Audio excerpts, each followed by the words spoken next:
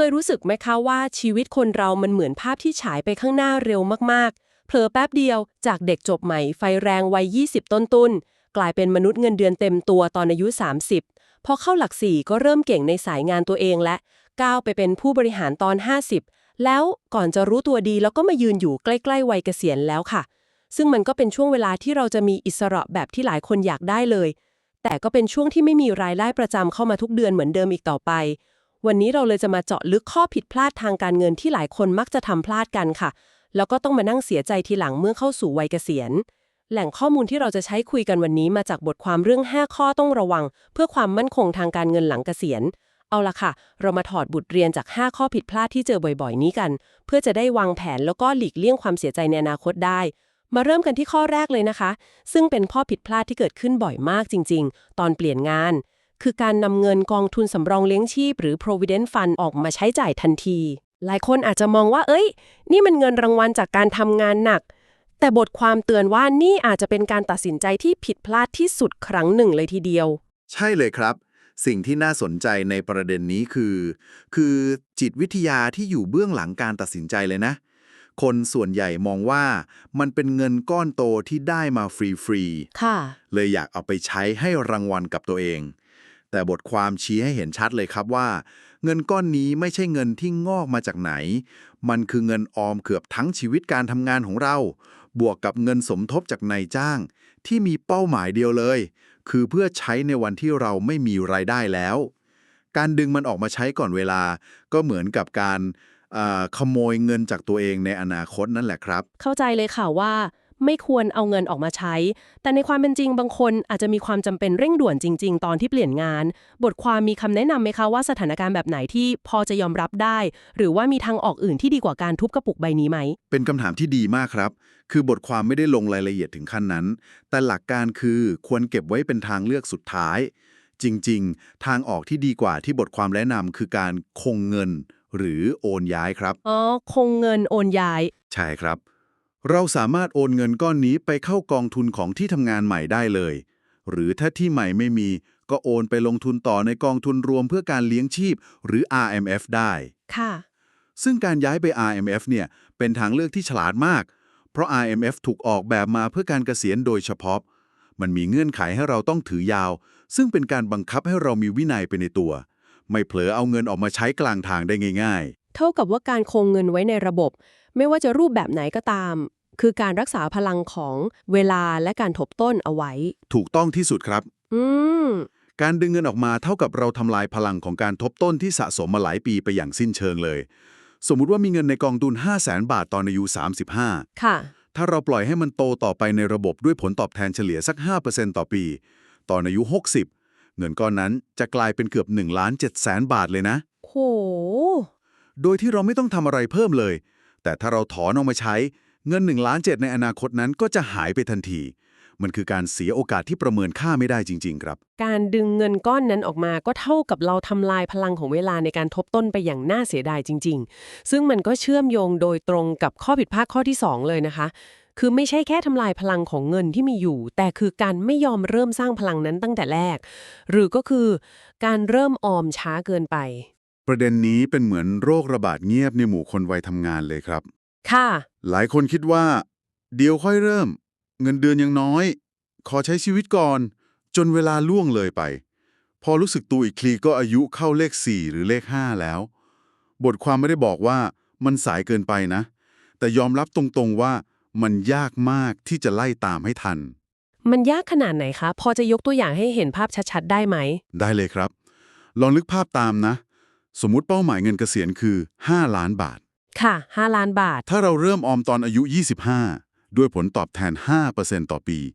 เราอาจจะต้องออมแค่เดือนละประมาณ 3,000 บาท อืม แต่ถ้าเราไปเริ่มตอนอายุ 45 ในเงื่อนไขเดียวกัน เราอาจจะต้องออมสูงถึงเดือนละ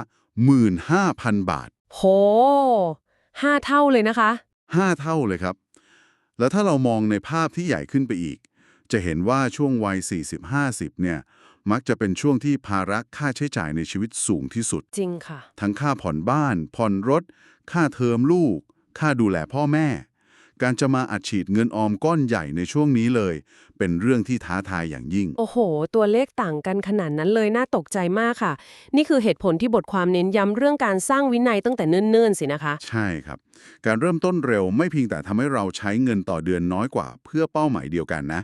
แต่มันคือการสร้างนิสัยทางการเงินที่ดีให้ติดตัวไปตลอดชีวิต อืม มันเหมือนการออกกำลังกายครับคนที่เริ่มตั้งแต่วัยรุ่นย่อมมีสุขภาพพื้นฐานที่ดีกว่าคนที่เพิ่งมาเริ่มวิ่งตอนอายุ50อย่างแน่นอน พอพูดถึงเรื่องสุขภาพแล้วก็นำเราไปสู่ข้อผิดพลาดข้อที่ 3 ได้อย่างพอดีเลยค่ะ ซึ่งเป็นเรื่องที่คนมองข้ามกันเยอะมากจริงๆ คือการไม่มีประกันสุขภาพที่คุ้มครองระยะยาวไปจนถึงวัยชรา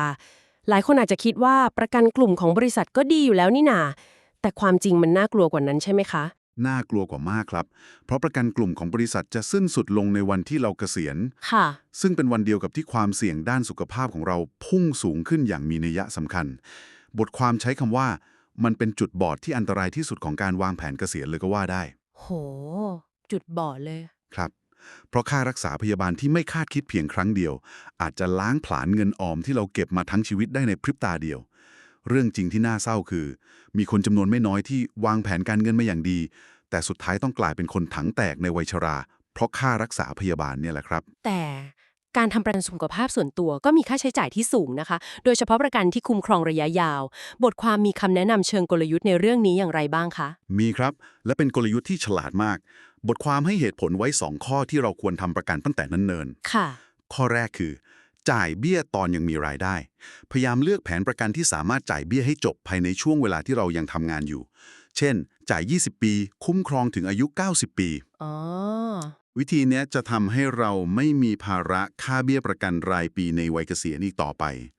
สามารถใช้เงินเก็บได้อย่างสบายใจเต็มที่ แล้วก็เหตุผลข้อที่ 2 ที่สำคัญไม่แพ้กัน คือหลีกเลี่ยงข้อยกเว้นความคุ้มครองครับ อืม อันนี้น่าสนใจค่ะ ครับ หากเรารอไปทำประกันตอนอายุมากแล้ว เริ่มมีโรคประจำตัวแล้ว เช่นความดันเบาหวานไขมันในเลือด บริษัทประกันอาจจะไม่คุ้มครองโรคที่เราเป็นมาก่อน หรือที่แย่กว่านั้นคือ ปฏิเสธไม่รับทำประกันเลย ค่ะ ซึ่งทำให้การมีประกันไม่เกิดประโยชน์สูงสุด เรื่องนี้จริงเลยครับ เพื่อนผมคนหนึ่งเพิ่งไปขอทำประกันตอนอายุ 40 ปลายๆโดนเพิ่มเบี้ย แถมมีข้อยกเว้นเรื่องความดันอีก เขาบ่นเสียดายเลยว่าน่าจะทำตั้งแต่ 10 ปีที่แล้ว ชัดเจนมากเลยค่ะ เหมือนเป็นการซื้อความอุ่นใจล่วงหน้าเพื่อปกป้องเงินออมของเรา ทีนี้จากเรื่องของการปกป้องเงินออม มาสู่เรื่องของการต่อยอดเงินออมกันบ้าง ข้อต่อไปนี้น่าสนใจมาก เพราะเป็นกับดักที่คนที่ระวังตัวที่สุด มักจะตกลงไป คือคิดว่าการไม่ทำอะไรเลยคือปลอดภัยที่สุด แต่บทความบอกว่านั่นคือความเสี่ยงที่ซ่อนอยู่ใช่ไหมคะ ถูกต้องครับข้อผิดพลาดทีสี่ 4 คือ การฝากเงินไว้นอนนิ่งๆในบัญชีออมทรัพย์ โดยไม่นำไปลงทุนเลย หลายคนรู้สึกปลอดภัยเมื่อเห็นตัวเลขในบัญชีเพิ่มขึ้น แต่สิ่งที่มองไม่เห็นคืออำนาจซื้อของเงินก้อนนั้นกำลังลดลงทุกวันจากศัตรูตัวร้ายที่ชื่อว่าเงินเฟ้อ เงินเฟ้อเป็นคำที่ได้ยินบ่อยนะคะ แต่หลายคนอาจจะยังไม่เห็นภาพความน่ากลัวของมันจริง บทความอธิบายเรื่องนี้ได้เห็นภาพมากครับ ที่น่ากลัวคือ ถ้าเงินเฟ้อเฉลี่ยอยู่ที่ 3% ต่อปี ๆ ค่ะ เงิน 1 ล้านบาทของคุณในวันนี้ จะมีอำนาจซื้อเหลือแค่ประมาณ 740,000 บาทในอีก 10 ปีข้างหน้า โอ้โห หายไปเยอะเลย และจะเหลือไม่ถึง 550,000 บาทใน 20 ปี มันคือการที่เราจนลงเกือบครึ่งหนึ่งโดยที่ไม่ได้ทำอะไรผิดเลยครับ ฟังแล้วน่ากลัวจัง ครับ การฝากเงินที่ให้ดอกเบี้ยแค่ 0.5% หรือ 1%จึงเท่ากับว่าเรากำลังยอมให้เงินของเราถูกกัดกินไปเรื่อยๆ อย่างช้าๆ น่าขนลุกเลยค่ะ พอเห็นภาพแบบนี้แล้ว การไม่ลงทุนเลยคือความเสี่ยงอย่างแท้จริง แล้วบทความแนะนำทางออกไว้อย่างไรบ้างคะ บทความให้ทางเลือกในการลงทุนเพื่อเอาชนะเงินเฟ้อไว้หลายทางครับ ทางเลือกแรกที่พูดถึงคือหุ้น โดยเฉพาะหุ้นพื้นฐานดีที่ให้อัตราผลตอบแทนจากเงินปันผล หรือ dividend yield สูง ค่ะ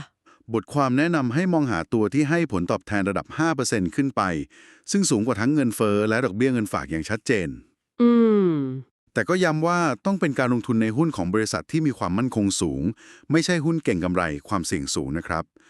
นอกจากนี้บทความยังพูดถึงทางเลือกอื่น เช่น ทองคำแล้วก็อสังหาริมทรัพย์ ค่ะ ซึ่งเป็นสินทรัพย์ที่พิสูจน์ตัวเองมาแล้วว่าสามารถช่วยรักษาและเพิ่มมูลค่าของเงินออมในระยะยาวได้เป็นอย่างดีหัวใจสำคัญคือต้องทำให้เงินของเราทำงานไม่ใช่ปล่อยให้มันนอนเฉยๆครับเอาละค่ะเดินทางมาถึงข้อผิดพลาดข้อสุดท้ายแล้วซึ่งเป็นประเด็นที่ต้องบอกว่าละเอียดอ่อนและอาจจะกระทบใจคนที่เป็นพ่อแม่มากที่สุดนั่นก็คือ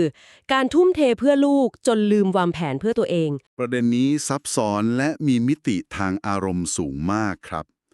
บทความไม่ได้บอกว่าการรักลูกและอยากมอบสิ่งที่ดีที่สุดให้ลูกเป็นเรื่องผิดนะ ค่ะแต่สิ่งที่บทความเตือนคือการทำสิ่งเหล่านั้นโดยขาดการวางแผนซึ่งอาจนำไปสู่ผลลัพธ์ที่น่าเศร้าในระยะยาวได้ แต่การลงทุนกับการศึกษาลูกก็คือการลงทุนในอนาคตเหมือนกันใช่ไหมคะหลายคนอาจจะคิดว่าถ้าลูกประสบความสำเร็จเดี๋ยวเขาก็กลับมาดูแลเราได้เองมุมมองแบบนี้มันเสี่ยงเกินไปใช่ไหมคะเป็นมุมมองที่เข้าใจได้ แต่บทความชี้ว่ามันมีความเสี่ยงสูงมากครับ อืม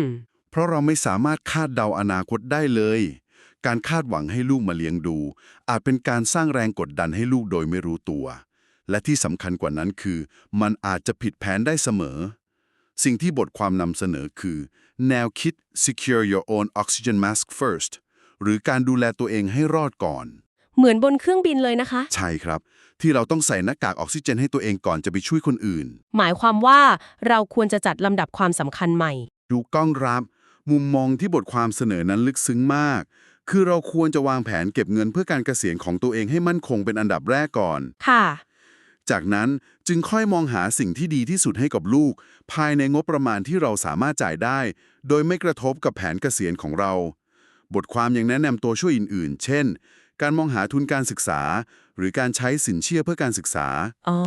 ค่ะซึ่งเป็นทางเลือกที่ช่วยให้เราสามารถบริหารจัดการค่าใช้จ่ายก้อนใหญ่ได้ โดยไม่ต้องนำเงินออมเพื่ออนาคตของตัวเองออกมาใช้ทั้งหมด เป็นการสร้างสมดุลระหว่างความสุขของลูกในวันนี้ และความมั่นคงของเราในวันหน้า ซึ่งท้ายที่สุดแล้ว การที่เราไม่เป็นภาระให้ลูกในวัยชราอาจจะเป็นของขวัญที่ดีที่สุดที่เราจะมอบให้เขาได้ครับแล้วทั้งหมดนี้หมายความว่าอย่างไร ถ้าเราลองสรุปรวบยอดข้อผิดพลาดทั้ง 5 ข้อที่คุยกันมานะคะ ตั้งแต่การนำเงินกองทุนสำรองเลี้ยงชีพมาใช้ก่อนเวลา การเริ่มออมช้าเกินไป การไม่มีประกันสุขภาพระยะยาว การไม่นำเงินไปลงทุน และการทุ่มเทเพื่อลูกจนลืมตัวเอง จะเห็นได้ว่าสาระสำคัญที่บทความพยายามจะสื่อสารก็คือ การวางแผนเกษียณไม่ใช่เรื่องของการจำกัดความสุขในปัจจุบัน แต่คือการลงมือทำอย่างรอบคอบและมองการไกล เพื่อหลีกเลี่ยงความลำบากที่อาจจะเกิดขึ้นในอนาคต และที่สำคัญที่สุดคือ เพื่อที่เราจะได้ไม่ต้องมานึกเสียใจทีหลังแล้วพูดว่ารู้อะไรไม่สู้รู้อย่างนี้ใช่เลยครับ และถ้าเราเชื่อมโยงให้ลึกลงไปอีก จะเห็นว่าต้นตอของข้อผิดพลาดทั้ง 5 ข้อนี้ มาจากสาเหตุเดียวกันที่บทความได้กล่าวไว้ตอนท้าย นั่นก็คือการขาดการวางแผนและการเก็บออมเคดีไม่ว่าจะเป็นการขาดการวางแผนเรื่องการใช้เงินก้อนใหญ่ ขาดการวางแผนเรื่องระยะเวลาในการออม ขาดการวางแผนรับมือความเสี่ยงด้านสุขภาพ ขาดการวางแผนเรื่องการลงทุน หรือขาดการวางแผนสมดุลค่าใช้จ่ายในครอบครัว ทั้งหมดล้วนกลับมาที่จุดเริ่มต้นเดียวกัน คือการวางแผนนั่นเองครับ ก่อนจะจากกันไปวันนี้ ดิฉันอยากจะทิ้งท้ายด้วยคำถามให้ไปคบคิดกันต่อนะคะ นอกเหนือจาก 5 ข้อผิดพลาดทางการเงินเหล่านี้แล้ว มีอุปนิสัยหรือกรอบความคิดที่ไม่ใช่เรื่องเงินเรื่องใด ที่เราควรสร้างตั้งแต่วันนี้ เพื่อที่แน่ใจว่าชีวิตในวัยเกษียณของเราจะได้ไม่มีแค่ความมั่นคงทางการเงิน แต่ยังเป็นชีวิตที่เปี่ยมด้วยความสุขและความหมายอย่างแท้จริง